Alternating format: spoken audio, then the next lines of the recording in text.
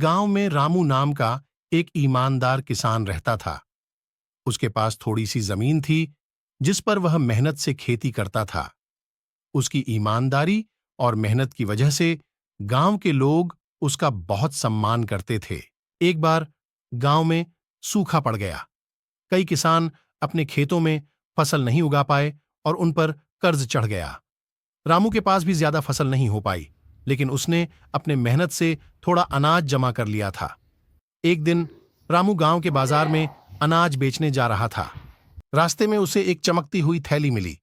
उसने देखा कि थैली में बहुत सारे सोने के सिक्के थे। रामू सोचने लगा, यह थैली जरूर किसी की गिरी हुई होगी। अगर मैं इसे अपने पास रख लूं तो मैं भी अमीर बन सकता हूं, लेकिन यह सही नहीं होगा।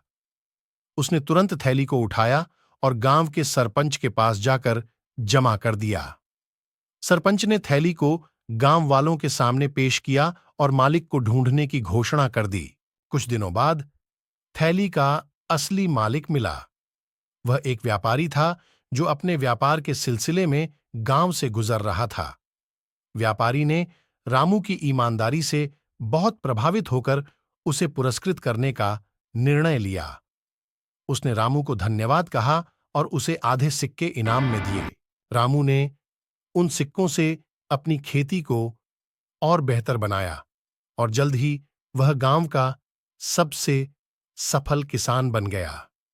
उसकी ईमानदारी और मेहनत की वजह से वह गांव वालों के लिए एक आदर्श बन गया। सीख: ईमानदारी का फल हमेशा मीठा होता है, चाहे परिस्थितियां कैसी भी हों। सच्चाई और ईमानदारी से कभी पीछे नहीं हटना चाहिए।